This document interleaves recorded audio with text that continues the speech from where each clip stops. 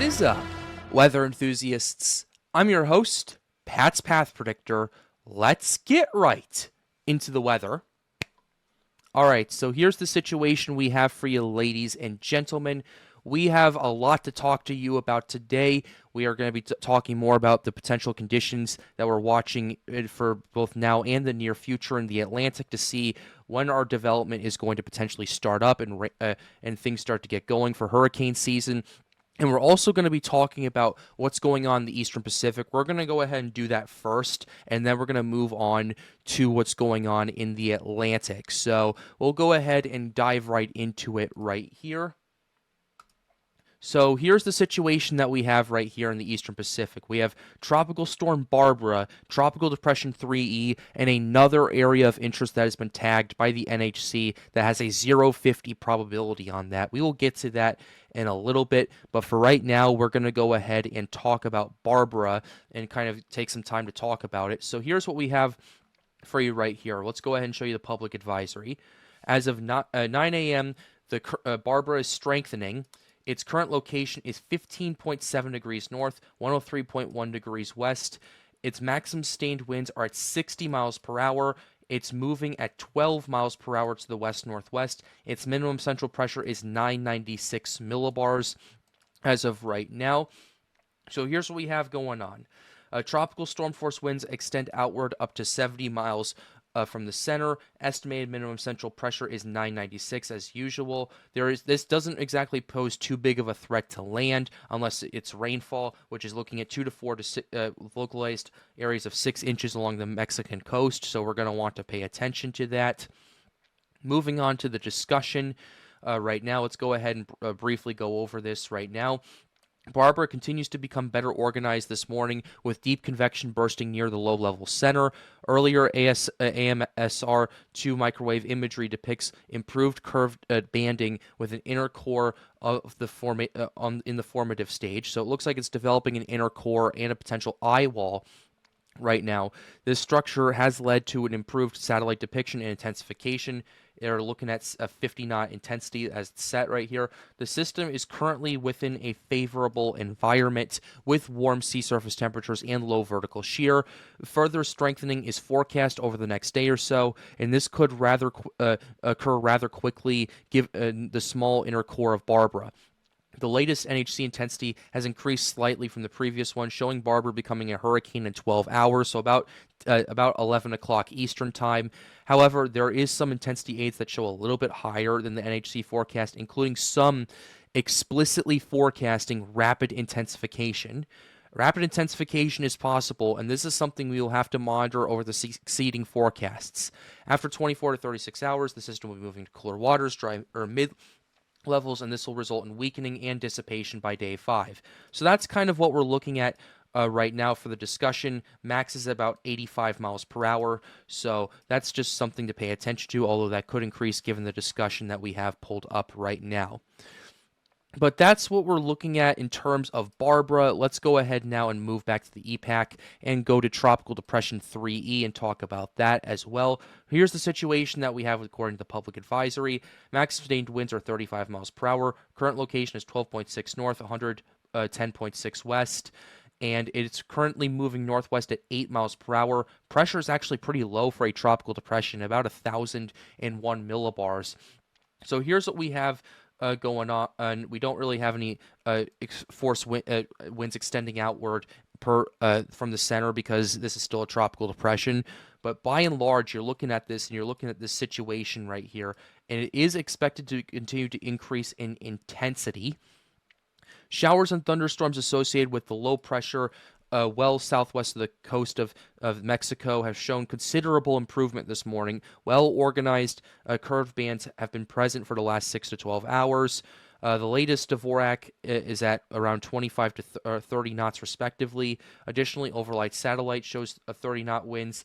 And given the improved convective organization, Tropical Depression 3E has formed as of this morning, expected to double in intensity in the next 36 hours, and that's pretty much what we have going on with that. We'll continue to update on that as well, even though these areas systems are expected to stay out to sea. I'm still going to be forecasting. I'm still going to be tracking them, in part because A, I can get practice for what's going to happen in the Atlantic, and B, to keep everyone updated that may be tuning in from the west coast of Mexico or Central America. So I wanted to get those viewers that runtime as well today. So now let's go ahead and move to this area of interest. We'll talk a little bit about that and then move to the Atlantic. An area of low pressure is forecast to develop later this week south of southern Mexico. Environmental conditions appear conducive for some gradual development of the system, and a tropical depression could form late this week over the weekend. 50% formation in the next 7 days. So we're going to want to keep a very close eye on that as well. So now let's go ahead and move to satellite, and we will go ahead and move to the Eastern Pacific right here. And here's what we have going on with the satellite imagery. So you're looking at increased organization of both regions right now. We're going to want to pay attention to, it looks like Tropical Depression 3E has really shown signs of organization. Like it's seeing pretty good convective bursts over the last 6 to 12 hours. This is a 5-hour span. Over the last hour or two, you're seeing a lot more convection really flaring up near the center of circulation. So we're going to want to watch and see how that evolves, but I also want to watch to see how Barbara will organize and develop. And there are a few features that I do want to point out here that I think will be pretty relevant for when we start tracking Atlantic systems. Number one, you're looking at pretty good outflow channels for both of these systems right here. The outflow over here with 3E is actually pretty good for a system of its size, and it looks like that it's really allowing for the system to breathe, grow, and develop right there. And when you see outflow channels like that, that's pretty isolated in itself with that tropical depression. That's indicative of a pretty good, and at least a very healthy tropical cyclone or a tropical cyclone in development. So I just thought I'd bring that up right there. The second thing I'm noticing is the increase in convection, especially with 3E and Barbara doing this at the same time. Near the center of circulation, that's allowing for it to build up an inner core and a potential eye wall, especially in Barbara's case, and for it to allow for that to happen, because once you start seeing that ring and once you start seeing that inner core really develop, that's when it becomes a hurricane. And if it's really tight and it's really well organized, that's when rapid intensification occurs. So that's something to pay attention to as well. And kind of the last thing I've been kind of noting is looking at water vapor. It's in a very moist environment right now.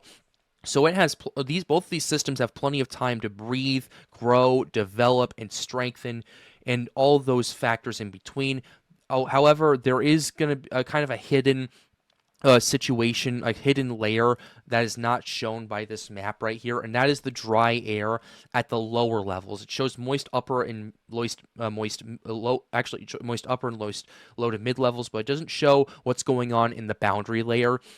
And it looks like there's going to be some pretty significant dry air in that region across parts of the Eastern Pacific, where these systems are expected to go in the next 24 to 36 hours.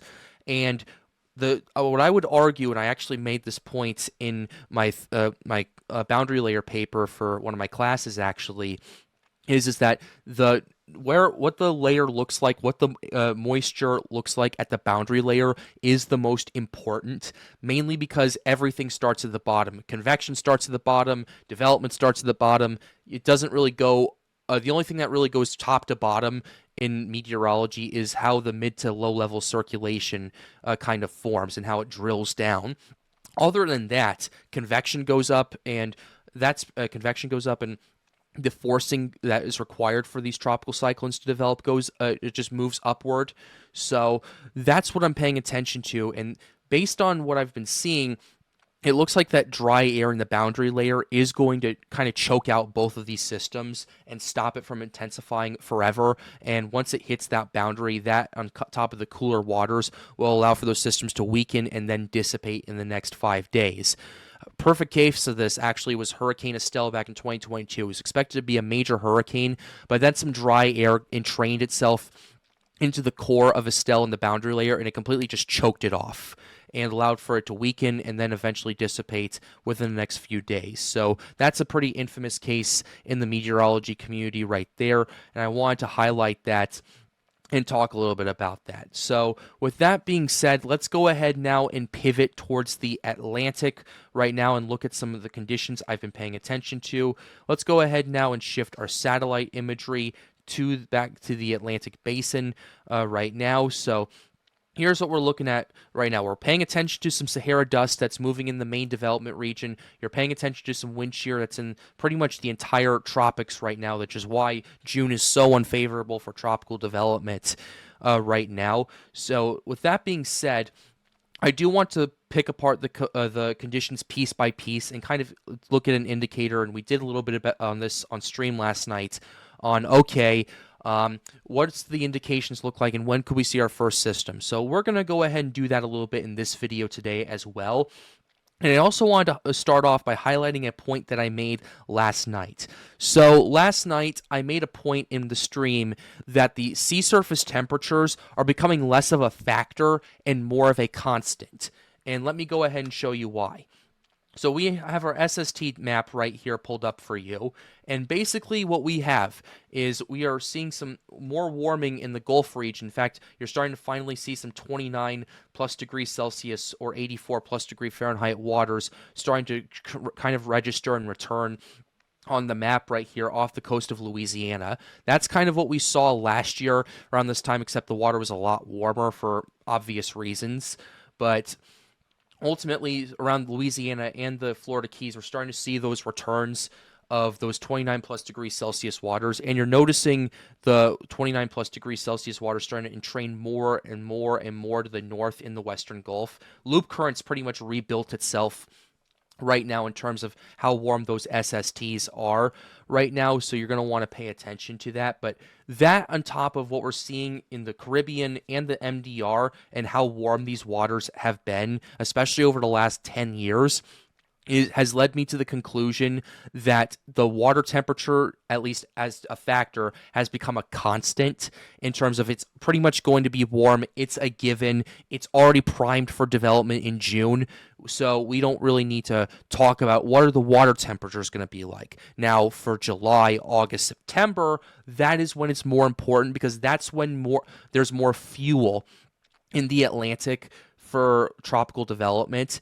And usually it's June and July where you see the highest increase in the amount of water temperature increase and in terms of how much OHC goes in there. And let's go ahead and pull that up right now. Actually, before we do that, just showing you the Gulf waters are starting to recover a little, well, not recover, but starting to increase a little bit, so we're going to want to pay attention to that. But here's the OHC for today right here. As you can see, it's a lot more concentrated around the loop current. You're seeing more extensive amounts of 100 plus OHC across much of the Caribbean, and you're seeing more and more and more OHC really bubbling up in the Western Gulf right here. Matter of fact, we can kind of give you a comparison to what we saw last week. What we saw last week is more concentrated around the loop current right here. We had more concentrated areas of 100 plus OHC in the Northwest Caribbean, and we saw more scattered returns of that in the middle and eastern part of the Caribbean, and the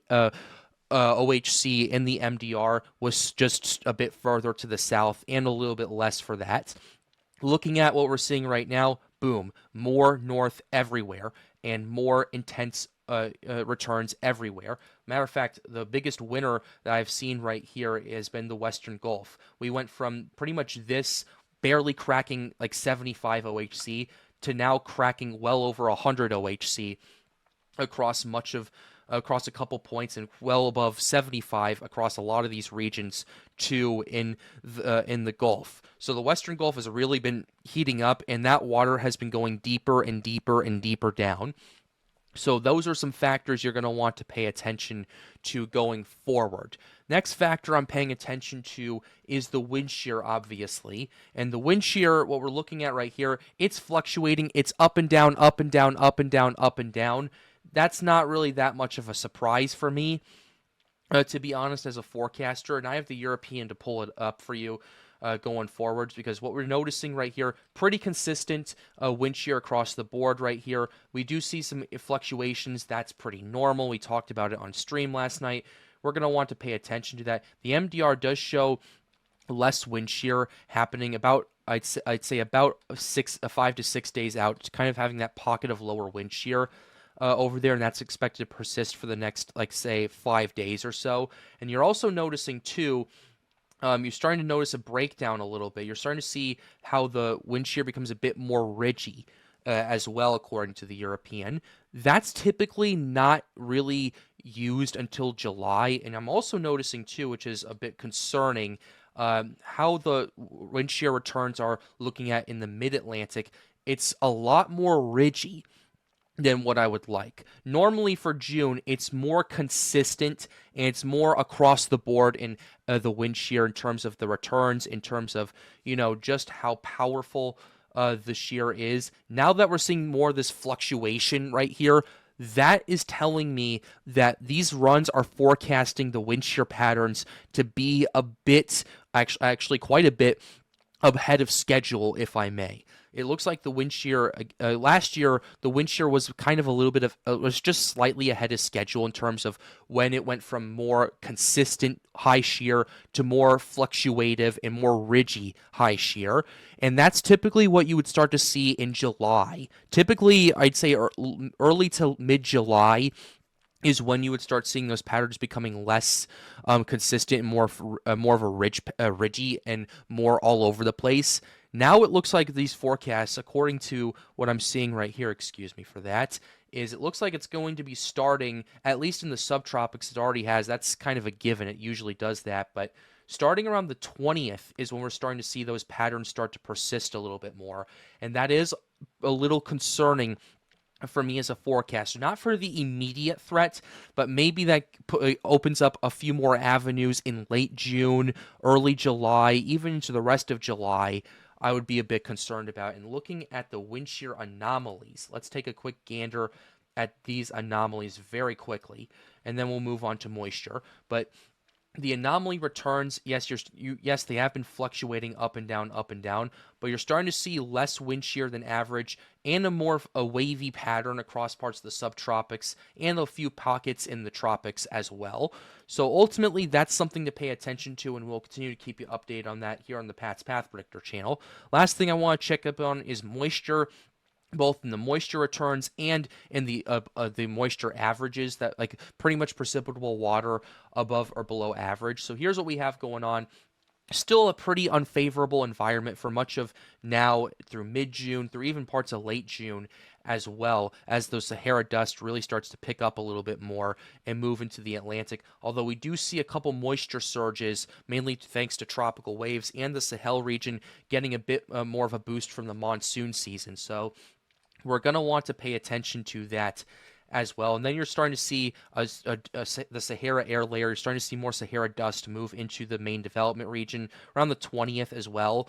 So that's going to make it more unfavorable for development. However, looking at the anomalies is where things get a bit interesting. Looking at the anomalies, the precipitable water above average has really turned up. It's forecast to really turn up in the Sahel region, as well as parts of the Sahara Desert as well. And looking at this, we do have a precipitable water surge across much of the main development region. And looking at these returns, it looks like the Sahara dust, at least the intensity of the dust for right now, it looks like it's going to be decreasing compared to what we were seeing last year by a pretty considerable margin. And that could also open some avenues for tropical development in late June and early July. Mainly because Sahara dust is, once the wind shear weakens, the only thing that's left is the Sahara dust. And once that's gone, the tropics are open for business. In terms of when I think the first tropical cyclone is going to form, I think if it's going to happen, it's going to be in the last 5 days of June, if it happens in June. If not, I think right now, I think July is when things are going to start ramping up. I would say that's usually when they do, typically. So we're going to have to watch that. We're going to have to monitor this stuff. Hurricane season's always pretty slow to start as well. Usually June's pretty quiet. Most of July's pretty quiet. Then August, September, October is when things explode. So we're going to have to pay attention to these factors, and we're going to continue to update you on them here on the Pat's Path Predictor channel. But with that being said, we're going to go ahead and close the video out right here. I really hope you enjoyed it. Be sure to like and subscribe if you are new. If you want to help out, hang out, or you want to ask us questions, be sure to join the Storm United Discord server. The link to that is in the end screen. And with that being said, have a wonderful day, guys. Stay safe.